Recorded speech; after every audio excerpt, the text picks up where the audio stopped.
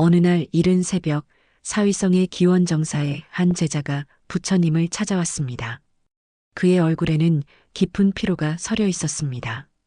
밤새 잠을 이루지 못한 듯 눈가에는 어두운 그림자가 드리워져 있었고 어깨는 무거운 짐을 진 듯 축 처져 있었습니다.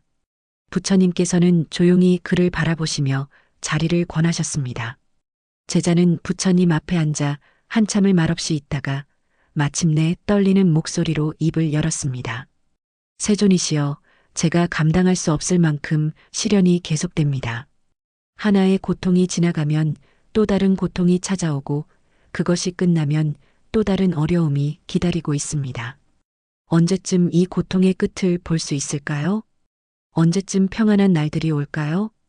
부처님께서는 조용히 미소 지으시며 창밖을 바라보셨습니다. 동쪽 하늘이 서서히 밝아오고 있었습니다. 어둠이 물러가고 빛이 조금씩 세상을 비추기 시작했습니다. 부처님께서 말씀하셨습니다. 저 동쪽 하늘을 보아라. 어둠이 끝나고 빛이 시작되는 그 순간을 보고 있느냐? 제자가 대답했습니다. 예, 세존이시여. 밤이 물러가고 새벽이 오고 있습니다. 부처님께서 다시 물으셨습니다. 그렇다면 묻겠다. 어둠과 빛 사이에 경계선이 보이느냐? 밤이 끝나는 정확한 순간과 낮이 시작되는 정확한 순간을 구분할 수 있느냐? 제자는 잠시 생각하다가 대답했습니다. 아닙니다. 세존이시여. 어둠과 빛은 서서히 변해갈 뿐 명확한 경계는 없는 것 같습니다. 부처님께서 고개를 끄덕이시며 말씀하셨습니다. 그와 같이 고통과 평안 사이에도 명확한 경계선은 없느니라. 내가 찾는 시련의 끝이라는 것도 그와 같으니라. 시련이 완전히 끝나고 평안이 완전히 시작되는 순간을 찾으려 하지 말라. 그것은 마치 어둠이 끝나는 정확한 순간을 찾으려는 것과 같으니라. 제자의 눈에 의문이 가득했습니다. 부처님께서 부드럽게 말씀을 이어가셨습니다. 오늘 내가 너에게 단 하나의 깨달음을 전하고자 한다. 이것은 반야심경에 담긴 가장 깊은 지혜이니라. 귀 기울여 들으라. 연못 위로 아침 안개가 피어오르기 시작했습니다. 부처님의 목소리가 그 고요한 새벽 공기를 타고 흘러나왔습니다. 시련이 끝나지 않는 것이 아니라 내가 시련이라 부르는 것의 본질을 아직 보지 못한 것이니라. 오늘 함께 그 본질을 들여다보자. 7가지 지혜를 통해 너의 마음에 진정한 평안이 자리 잡을 것이니라. 아침 햇살이 부처님의 얼굴을 비추었습니다. 그 빛은 마치 천년을 살아온 지혜처럼 깊고 따뜻했습니다. 제자는 깊게 숨을 들이쉬고 부처님의 가르침을 받을 준비를 했습니다. 이 순간을 함께하는 분들도 편안히 마음을 열어보십시오. 고요히 귀 기울여 보십시오. 지금부터 전해지는 지혜는 2500년 전 부처님께서 이 땅에 계실 때 직접 전하신 가르침입니다. 그 가르침은 지금 이 순간 바로 여러분의 마음을 위한 것입니다. 제자가 조심스럽게 물었습니다. 세존이시여, 제 삶에 찾아오는 시련들은 너무나 실제하고 명확합니다. 어떻게 그것이 본질이 없다 하실 수 있습니까? 부처님께서는 잠시 침묵하시다가 연못을 가리키셨습니다. 저 연못 위에 비치는 구름을 보아라. 제자가 연못을 바라보았습니다. 맑은 수면 위에 흰 구름이 또렷하게 비치고 있었습니다. 부처님께서 물으셨습니다. 저 구름을 손으로 잡을 수 있겠느냐? 제자가 대답했습니다. 아닙니다. 세존이시여. 그것은 물에 비친 그림자일 뿐입니다. 부처님께서 말씀하셨습니다. 그렇다. 하지만 내가 그 그림자를 진짜 구름이라 믿고 물속으로 손을 뻗는다면 어찌 되겠느냐? 손은 젖을 것이고 구름은 흔들려 사라질 것이며 너는 아무것도 잡지 못한 채 당혹스러워할 것이니라. 내 삶의 시련도 이와 같으니라. 반야심경에 이런 말씀이 있습니다. 색즉시공 공즉시색. 형상이 곧 공이요 공이 곧 형상이라는 뜻입니다. 이것은 단순히 모든 것이 허상이라는 뜻이 아닙니다. 부처님께서 설명하셨습니다. 내가 겪는 시련은 분명 존재한다. 그것은 부정할 수 없는 현실이니라. 하지만 그 시련에 내가 부여한 의미, 그것이 영원히 지속될 것이라는 믿음, 그것이 너를 완전히 무너뜨릴 것이라는 두려움. 이것들은 물에 비친 구름과 같으니라. 제자가 고개를 숙였습니다. 그렇다면 저는 어떻게 해야 합니까? 부처님께서 부드럽게 말씀하셨습니다. 시련 그 자체를 보라. 내가 덧붙인 이야기들을 걷어내고 있는 그대로를 보라. 예를 들어 내가 병에 걸렸다고 하자. 병 자체는 분명한 현실이니라. 하지만 나는 이제 끝났다. 나는 회복하지 못할 것이다. 이것은 나에 대한 벌이다 같은 생각들. 이것들은 내가 만들어낸 그림자이니라. 한 스님이 이런 체험을 나누었습니다. 그는 오랜 병을 앓고 있었습니다. 매일 아침 일어나면 몸의 통증이 그를 반겼습니다. 처음에는 그 통증과 함께 수많은 생각들이 밀려왔습니다. 왜 나에게만 이런 일이? 언제쯤 나을까? 평생 이렇게 살아야 하나? 그러던 어느 날 그는 단순히 통증 그 자체만을 느껴보기로 했습니다. 이야기를 걷어내고 의미를 부여하지 않고 그저 몸의 감각 그 자체만을 관찰했습니다. 놀랍게도 통증은 여전했지만 그것을 견디는 마음은 훨씬 가벼워졌습니다. 통증 자체보다 그것에 대한 두려움과 저항이 더 큰 고통이었음을 깨달았습니다. 부처님께서 제자의 손을 잡으셨습니다. 내 손을 느껴보아라. 제자가 느꼈습니다. 따뜻합니다. 세존이시여. 부처님께서 물으셨습니다. 그 따뜻함이 영원하겠느냐? 내가 손을 놓으면 그 느낌은 사라지지 않겠느냐? 제자가 고개를 끄덕였습니다. 부처님께서 말씀하셨습니다. 그와 같이 내 시련도 일어났다가 사라지는 것이니라. 하지만 내가 그것에 나의 영원한 고통이라는 이름을 붙이는 순간 그것은 마음속에서 영원히 존재하는 실체가 되느니라. 형체가 있는 것처럼 보이지만 사실은 흐름일 뿐이니라. 실체가 있는 것처럼 느껴지지만 사실은 변화하는 과정일 뿐이니라. 멀리서 종소리가 들려왔습니다. 부처님께서 그 소리를 가리키며 말씀하셨습니다. 저 종소리를 들어보라.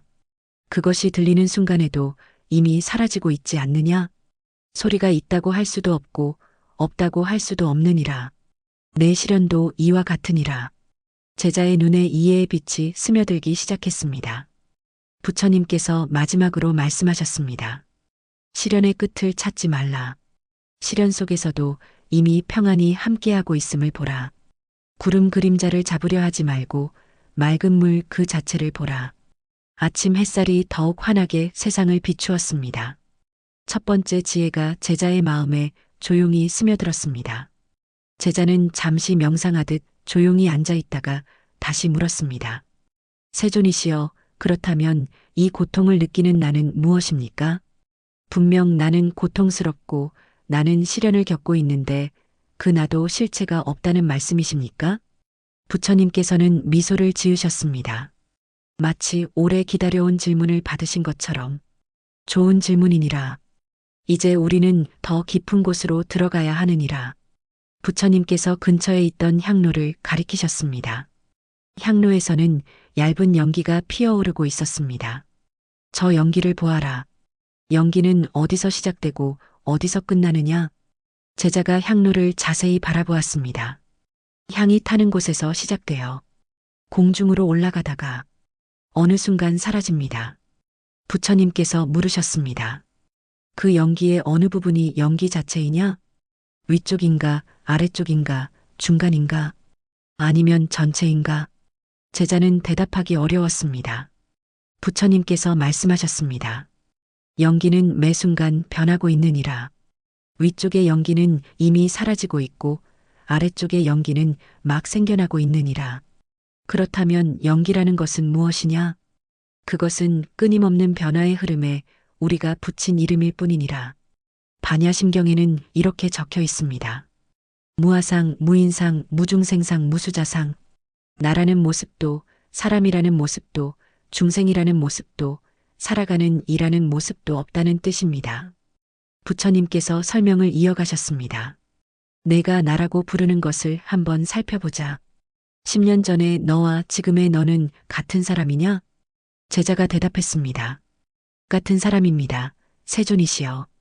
부처님께서 다시 물으셨습니다. 그렇다면 10년 전의 내 몸과 지금의 내 몸은 같으냐? 10년 전의 내 생각과 지금의 내 생각은 같으냐? 10년 전에 내가 좋아하던 것과 지금 내가 좋아하는 것은 같으냐? 제자는 고개를 저었습니다. 모두 달라졌습니다. 부처님께서 말씀하셨습니다. 그렇다면 무엇이 같다는 것이냐? 내가 나라고 부르는 그것은 마치 연기와 같이 끊임없이 변화하는 흐름이니라. 하지만 우리는 그 흐름에 나라는 이름을 붙이고 그것이 변하지 않는 실체라고 믿느니라. 한 제자가 이런 깨달음을 얻었다고 합니다. 그는 오랫동안 나는 실패한 사람이다라는 생각에 사로잡혀 있었습니다. 젊은 시절의 실패가 그를 평생 괴롭혔습니다. 그러던 어느 날 그는 스스로에게 물었습니다. 실패한 나는 정확히 누구인가? 20년 전에 실패를 경험한 그 사람과 지금의 나는 같은 사람인가? 그는 깨달았습니다. 20년 전에 그 사람은 이미 없다는 것을, 그 사람의 몸도 생각도 감정도 모두 흘러가고 변했다는 것을. 하지만 그는 나는 실패자다라는 꼬리표를 20년 동안 자신에게 붙이고 다녔던 것입니다. 그 순간 그 무거운 짐이 스르르 풀어졌습니다. 부처님께서 연못을 다시 가리키셨습니다. 저 물을 보아라. 강물이 흘러들어와 연못을 채우고 또 흘러나가느니라. 그렇다면 연못의 물이라는 것은 무엇이냐? 어제의 물과 오늘의 물이 같으냐? 제자가 천천히 말했습니다. 다릅니다. 끊임없이 흐르고 있습니다. 부처님께서 고개를 끄덕이셨습니다.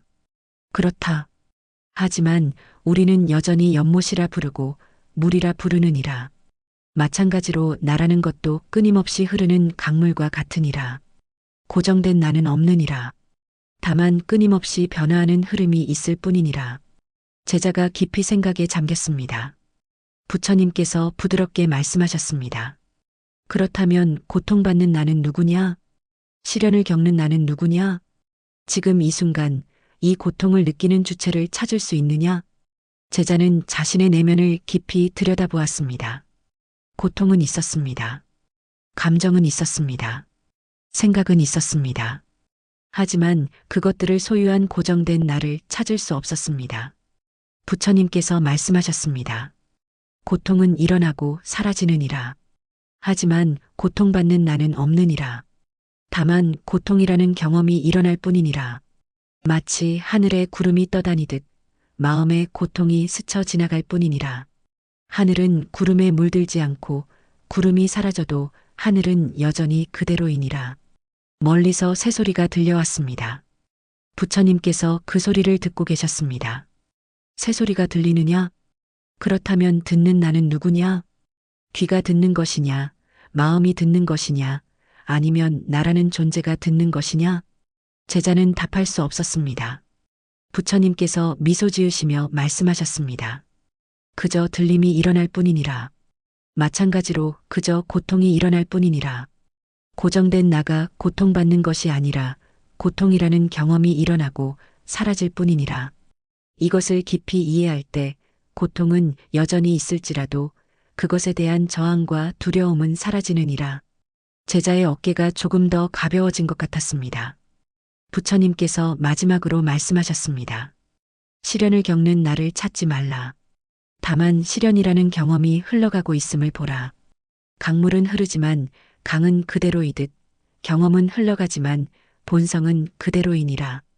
두 번째 지혜가 아침 공기처럼 맑게 전해졌습니다. 제자가 조금 더 편안한 모습으로 물었습니다.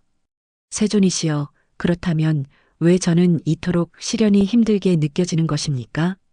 비록 나가 환상이고 시련이 흘러가는 것이라 해도 지금 이 순간의 고통은 분명합니다.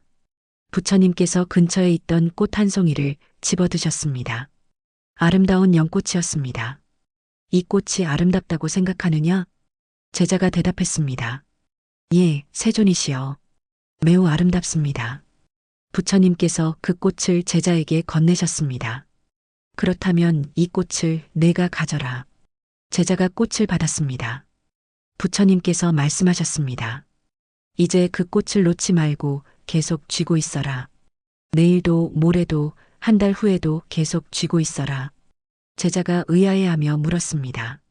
하지만 세존이시여, 그렇게 하면 꽃은 시들 것입니다. 부처님께서 고개를 끄덕이셨습니다. 그렇다. 아름다운 꽃도 내가 놓지 않고 계속 쥐고 있으면 시들고 색이 바래고 악취를 풍기게 되느니라. 내 시련도 이와 같으니라. 반야심경에 이런 구절이 있습니다. 무고진멸도, 괴로움도, 괴로움의 원인도, 괴로움의 소멸도, 괴로움의 소멸에 이르는 길도 없다는 뜻입니다. 이것은 고통이 존재하지 않는다는 뜻이 아닙니다. 부처님께서 설명하셨습니다. 고통 그 자체는 삶의 자연스러운 부분이니라. 몸이 있으면 아픔이 있고 마음이 있으면 슬픔이 있느니라. 하지만 그 고통을 내 것으로 만들고 거기에 집착하고 놓지 않으려 할 때 고통은 괴로움이 되느니라. 제자가 물었습니다. 그렇다면 저는 시련을 놓아야 한다는 말씀이십니까?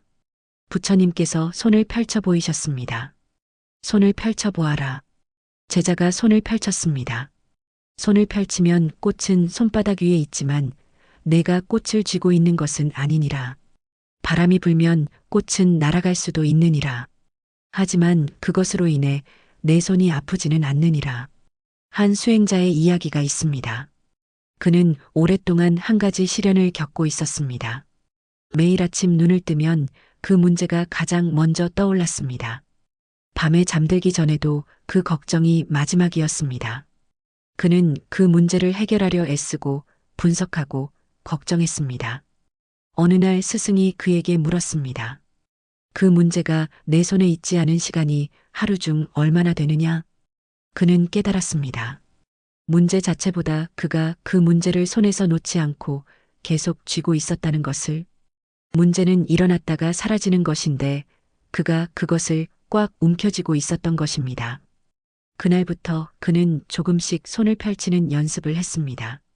문제가 떠오를 때, 아, 이 생각이 왔구나 하고 인식하고 그저 두었습니다. 쥐려 하지 않았습니다. 놀랍게도 문제는 여전히 있었지만 그것으로 인한 괴로움은 점점 줄어들었습니다. 부처님께서 하늘을 가리키셨습니다. 저 하늘을 보아라. 구름이 지나가고 있느니라.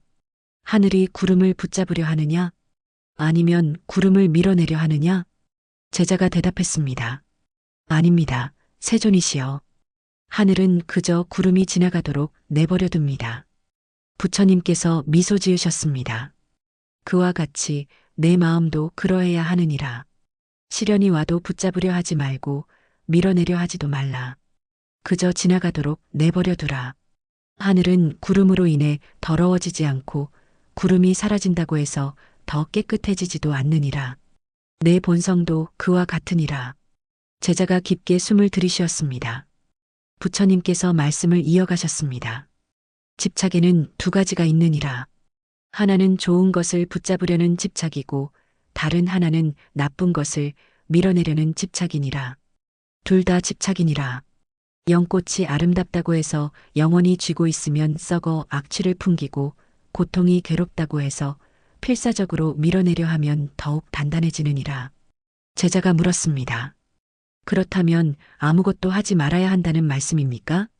부처님께서 고개를 저으셨습니다. 아니니라. 필요한 일은 하되 집착하지 말라는 것이니라.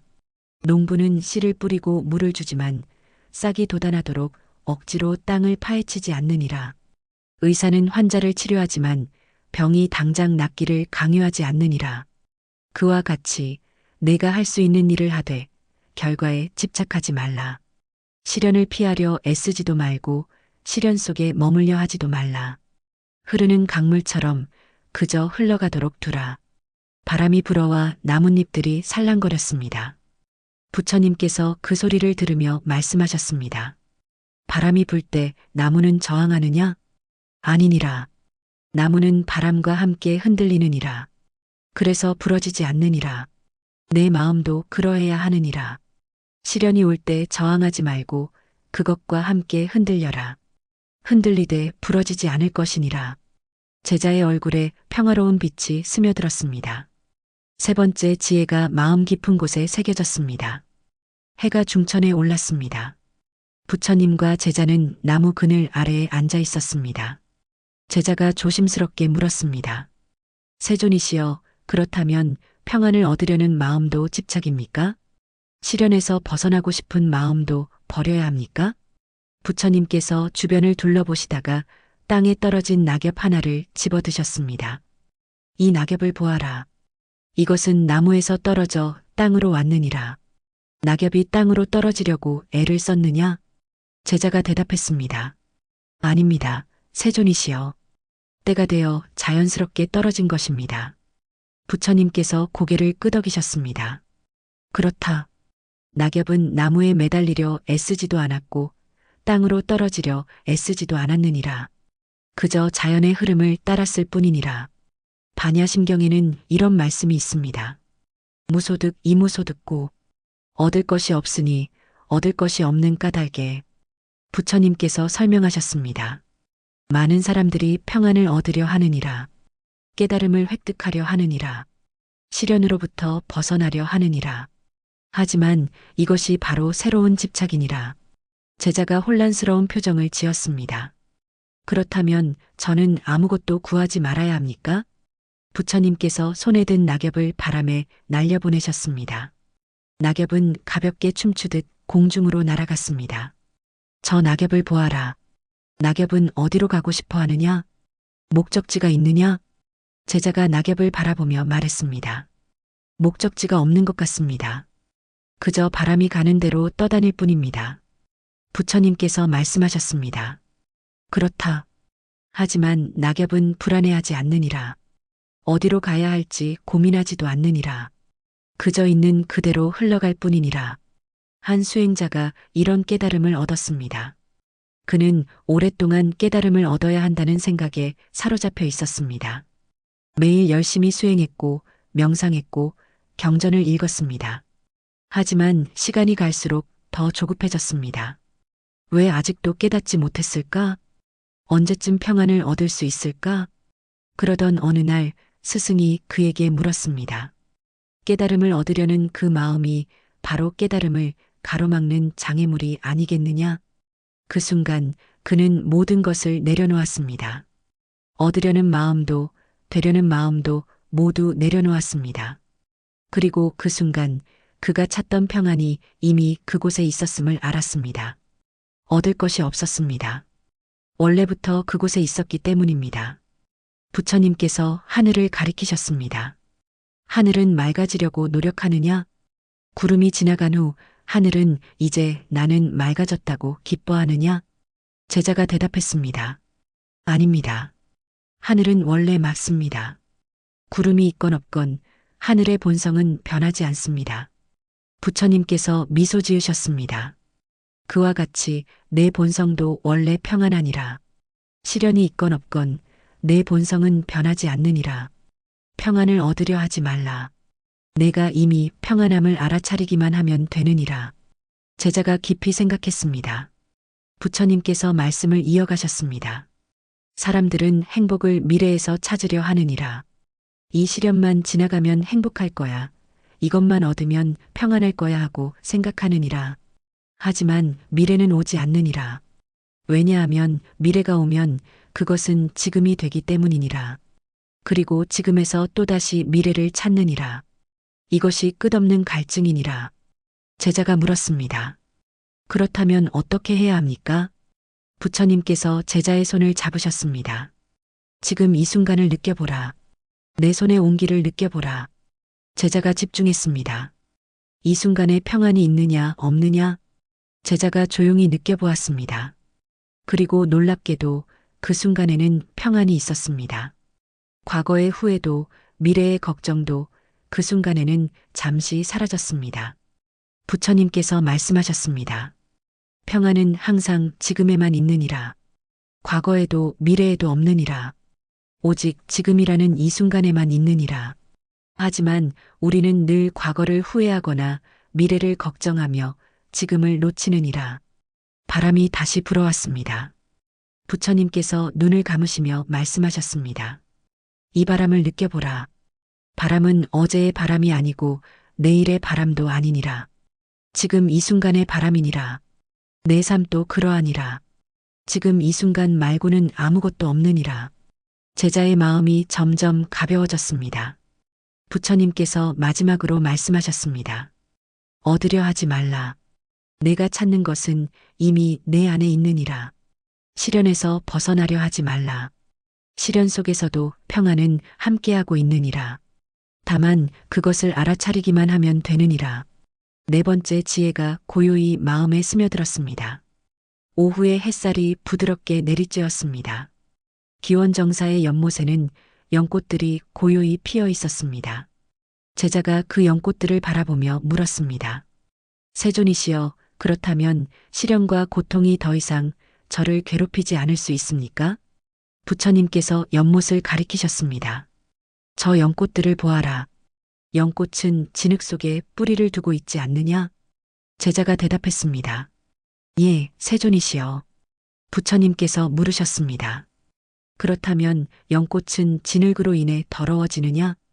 제자가 연꽃을 자세히 바라보았습니다.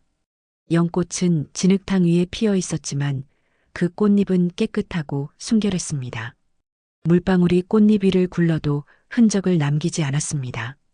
아닙니다. 세존이시여. 연꽃은 진흙 속에 있지만 더럽혀지지 않습니다. 부처님께서 미소 지으시며 말씀하셨습니다. 그와 같이 깨달은 자는 세상 속에 살지만 세상에 물들지 않느니라. 시련 속에 있지만 시련에 얽매이지 않느니라. 반야심경에는 이런 구절이 있습니다. 무해고무유공포. 걸림이 없는 까닭에 두려움이 없다는 뜻입니다. 부처님께서 설명하셨습니다. 사람들이 고통스러워하는 이유는 고통 그 자체 때문이 아니라 고통에 걸려있기 때문이니라. 마음이 고통에 걸려 있으면 고통은 내 온 존재를 뒤흔드느니라. 하지만 마음이 걸림없이 자유로우면 고통은 그저 지나가는 구름과 같으니라. 제자가 물었습니다. 그렇다면 어떻게 걸림없는 마음을 가질 수 있습니까? 부처님께서 주변의 나무를 가리키셨습니다. 저 나무를 보아라. 태풍이 불어와도 나무는 흔들리느니라. 하지만 나무는 땅에 뿌리를 깊이 내리고 있기에 쓰러지지 않느니라.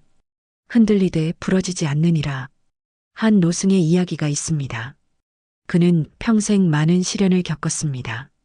젊어서는 가난했고 중년에는 병을 앓았으며 노년에는 사랑하는 이들과 이별했습니다. 하지만 그를 만난 사람들은 모두 그의 평안함에 놀랐습니다. 어느 제자가 물었습니다. 스승님, 어떻게 그토록 많은 고통 속에서도 평안하실 수 있습니까? 노승이 대답했습니다. 고통이 오면 나는 그것을 느낀다. 슬픔이 오면 나는 그것을 받아들인다. 하지만 나는 그것에 걸려 있지 않다. 물이 흘러가듯 고통도 흘러간다는 것을 알기 때문이다. 내가 고통을 붙잡고 있지 않으니 고통도 나를 붙잡지 못한다. 부처님께서 손으로 허공을 가르는 신용을 하셨습니다. 허공을 칼로 벨 수 있느냐? 제자가 대답했습니다. 아닙니다. 세존이시여. 허공은 아무것도 없기 때문에 벨 수 없습니다. 부처님께서 말씀하셨습니다. 그렇다. 허공은 비어 있기에 무엇도 그것을 해칠 수 없느니라.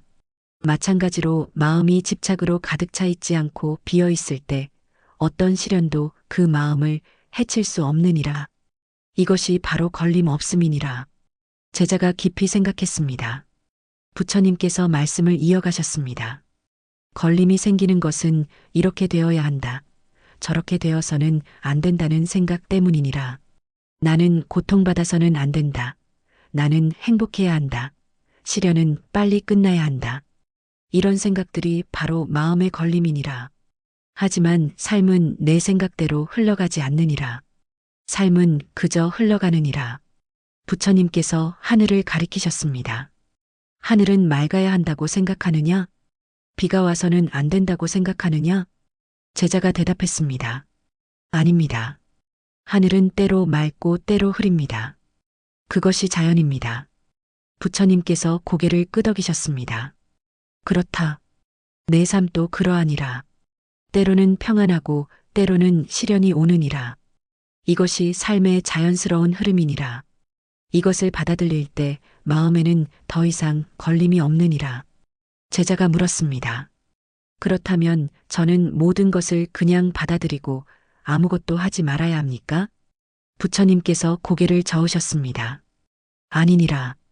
농부는 가뭄이 와도 물을 길어 나르고 비가 와도 배수로를 만드느니라. 하지만 농부는 가뭄이 와서는 안 돼 하고 화내지 않느니라. 비가 너무 많이 와서 억울해하고 괴로워하지 않느니라. 그저 상황에 맞게 할 일을 할 뿐이니라. 이것이 바로 걸림없는 삶이니라. 바람이 불어 나뭇잎들이 흔들렸습니다. 부처님께서 그 나뭇잎들을 바라보며 말씀하셨습니다. 나뭇잎은 바람에 저항하지 않느니라. 바람이 불면 함께 흔들리고 바람이 멈추면 다시 고요해지느니라. 두려워하지도 않고 기대하지도 않느니라. 그저 있는 그대로 존재할 뿐이니라. 내 마음도 그러해야 하느니라. 제자의 얼굴에 이해의 빛이 깊어졌습니다. 부처님께서 마지막으로 말씀하셨습니다. 시련이 와도 걸리지 말라. 평안이 와도 집착하지 말라. 모든 것은 흘러가는 구름과 같으니라. 걸림없는 마음으로 살 때 비로소 자유로워지느니라. 그리고 그 자유 속에서 두려움은 사라지느니라. 5번째 지혜가 맑은 물처럼 마음에 스며들었습니다. 해가 서쪽으로 기울기 시작했습니다. 기원정사에는 고요한 평화가 흘렀습니다. 제자가 오랜 침묵 끝에 물었습니다. 세존이시여, 그렇다면 왜 저는 지금까지 이렇게 잘못 생각하고 살아왔습니까? 왜 이토록 고통스럽게 살아왔습니까? 부처님께서 연못가에 서서 물속을 가리키셨습니다. 물속을 보아라.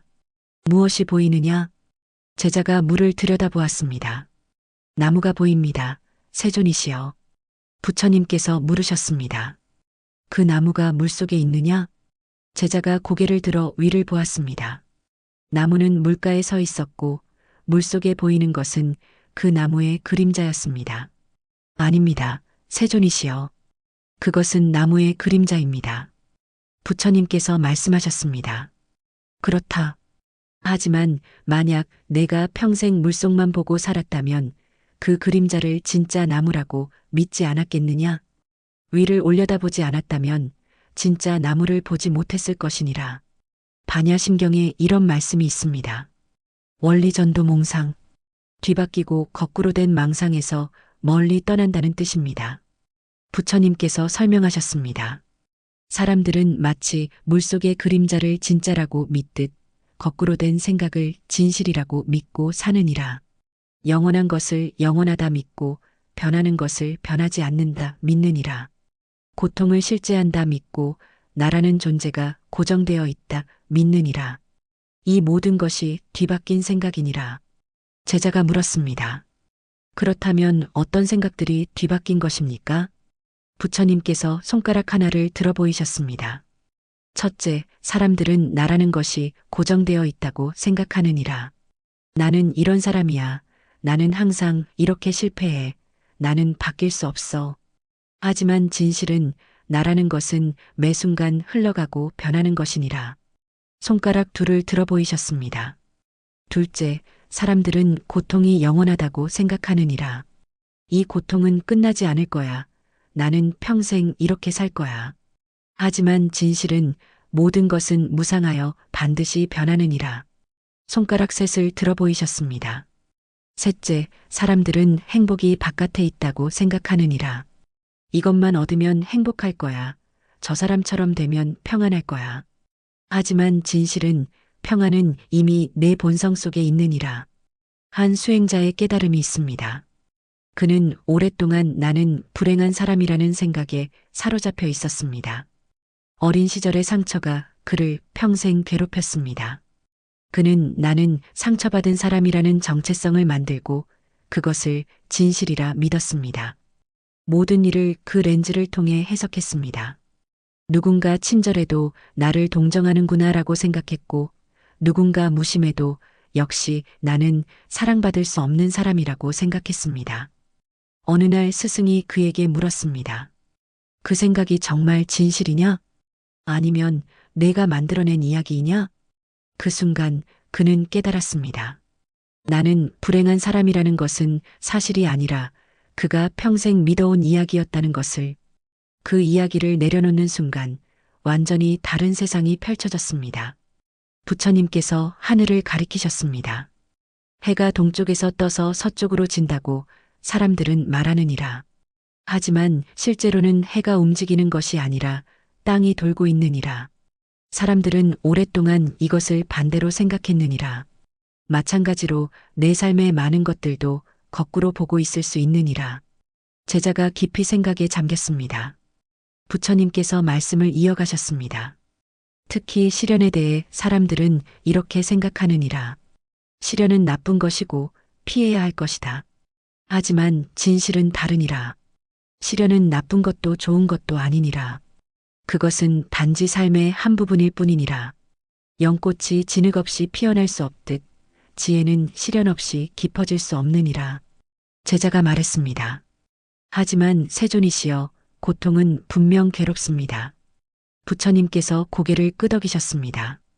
그렇다. 고통은 괴롭다. 하지만 나는 고통받아서는 안 된다는 생각이 더 큰 괴로움을 만드느니라. 고통 자체보다 고통에 대한 저항이 더 큰 고통을 만드느니라. 이것이 바로 뒤바뀐 생각이니라. 부처님께서 돌멩이 하나를 집으셨습니다. 이 돌이 무겁다고 느껴지는가? 제자가 대답했습니다. 예, 세존이시여. 부처님께서 그 돌을 한참 들고 계셨습니다. 이제는 어떠하냐? 더 무거워졌느냐, 가벼워졌느냐? 제자가 말했습니다. 돌의 무게는 같지만 오래 들고 있으면 더 무겁게 느껴질 것입니다.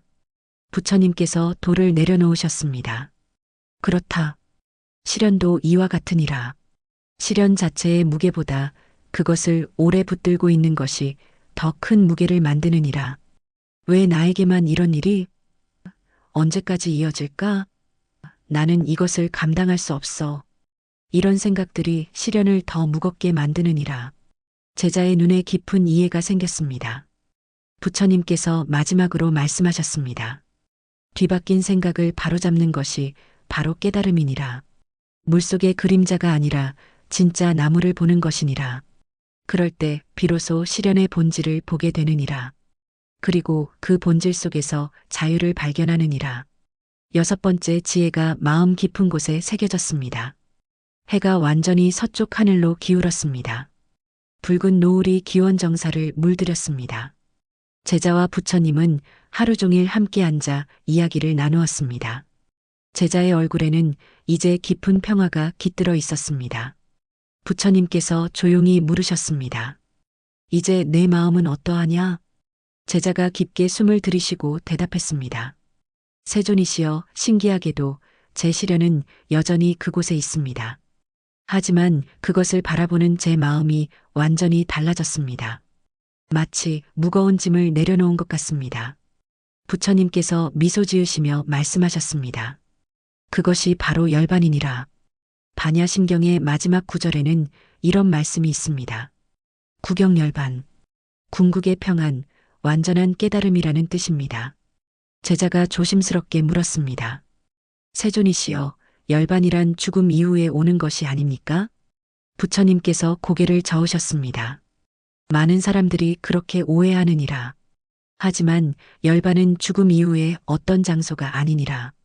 열반은 지금 여기에서 도달할 수 있는 마음의 상태이니라. 부처님께서 저물어가는 해를 가리키셨습니다. 저 해를 보아라. 해는 지금 지고 있느니라. 하지만 해가 사라지는 것이냐? 제자가 대답했습니다. 아닙니다. 세존이시여. 해는 단지 지평선 너머로 가는 것일 뿐입니다. 다른 곳에서는 해가 떠오르고 있을 것입니다. 부처님께서 말씀하셨습니다. 그렇다. 열반도 이와 같으니라. 모든 괴로움이 사라지는 것이 아니라 괴로움을 만들어내는 무지가 소멸되는 것이니라. 마치 어둠이 빛으로 인해 사라지듯 무지는 지혜로 인해 사라지느니라. 한 노승이 임종을 앞두고 제자들에게 말했습니다. 너희는 내가 곧 죽는다고 슬퍼하는구나. 하지만 나는 평생 이 순간을 준비해왔다. 나는 두렵지 않다. 왜냐하면 죽을 나가 없기 때문이다. 생겨났다가 사라지는 이 몸뚱이는 있지만 불변하는 나라는 실체는 없다.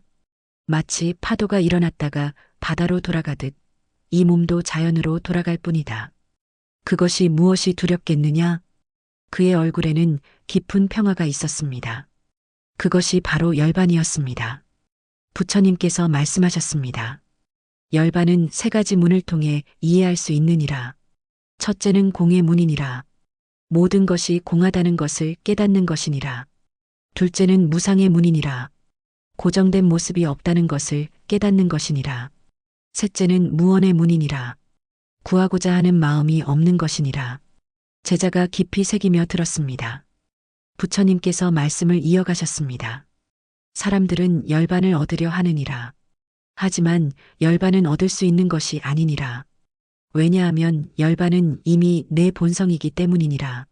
마치 구름이 걷히면 본래 맑았던 하늘이 드러나듯 무지가 걷히면 본래의 열반이 드러나느니라. 부처님께서 연못의 물을 손으로 떠서 보여주셨습니다. 이 물을 보아라. 물은 본래 맑고 투명하니라. 하지만 진흙이 섞이면 탁해지느니라. 그렇다면 물을 맑게 하려면 어떻게 해야 하느냐? 제자가 대답했습니다. 그저 가만히 두면 진흙이 가라앉아 물은 다시 맑아집니다. 부처님께서 고개를 끄덕이셨습니다. 그렇다. 내 마음도 본래 맑고 평안하니라. 하지만 무지, 집착, 분노, 욕망 같은 것들이 섞여 흐려진 것이니라. 열반은 이것들을 억지로 제거하는 것이 아니라 그저 가만히 두어 자연스럽게 가라앉게 하는 것이니라. 그럴 때 본래의 맑음이 드러나느니라. 저녁바람이 부드럽게 불어왔습니다. 부처님께서 눈을 감으시며 말씀하셨습니다. 오늘 우리가 나눈 7가지 지혜를 기억하라. 형체 없는 고통, 실체 없는 두려움, 고통받는 나라는 환상, 고통의 뿌리인 집착, 얻으려는 마음과 잃는 두려움, 걸림없는 마음의 자유, 뒤바뀐 생각을 바로잡는 지혜, 그리고 궁극의 평안 열반. 이 모든 것이 하나의 진리를 가리키느니라. 제자가 조용히 물었습니다. 그것은 무엇입니까? 세존이시여? 부처님께서 눈을 뜨시며 말씀하셨습니다. 시련이 끝나기를 기다리지 말라. 시련 속에서도 평안을 찾을 수 있느니라.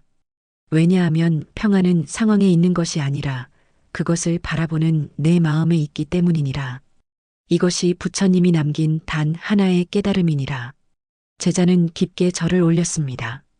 눈물이 흘러내렸지만 그것은 슬픔의 눈물이 아니었습니다.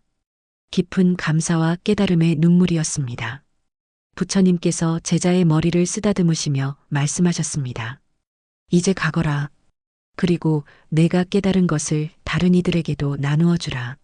고통 속에 있는 이들에게 희망을 주고 절망 속에 있는 이들에게 빛을 주라. 그것이 보살의 길이니라. 저녁 노을이 온 세상을 붉게 물들였습니다. 새들이 둥지로 돌아가는 소리가 들렸습니다. 하루가 저물어가고 있었습니다. 하지만 제자의 마음속에는 새로운 날이 밝아오고 있었습니다. 7번째 지혜가 마음 가장 깊은 곳에 새겨졌습니다. 해가 완전히 지고 별들이 하나둘 떠오르기 시작했습니다. 부처님께서 마지막으로 말씀하셨습니다. 오늘 우리는 긴 여정을 함께 했느니라. 이른 새벽부터 저녁 노을이 질 때까지 우리는 시련의 본질에 대해 이야기했느니라. 제자가 고개를 들어 별들을 바라보았습니다. 부처님께서 말씀하셨습니다. 저 별들을 보아라. 어둠 속에서 빛나는 별들을. 어둠이 있기에 별빛이 더욱 아름답게 빛나느니라. 내 삶의 시련도 이와 같으니라. 시련이 있기에 평안이 더욱 귀하고 고통이 있기에 기쁨이 더욱 빛나느니라. 오늘 우리가 나눈 7가지 지혜를 다시 한번 마음에 새겨봅니다. 첫째, 시련은 실체가 아니라 흐름입니다. 영원할 것 같지만 반드시 변합니다. 둘째, 고통받는 고정된 나는 없습니다. 다만 고통이라는 경험이 일어날 뿐입니다. 셋째, 고통의 뿌리는 집착입니다. 붙잡으려는 손을 펼칠 때 자유로워집니다. 넷째, 평안을 얻으려 하지 마십시오. 평안은 이미 지금 여기에 있습니다. 다섯째, 걸림없는 마음으로 살 때 두려움은 사라집니다.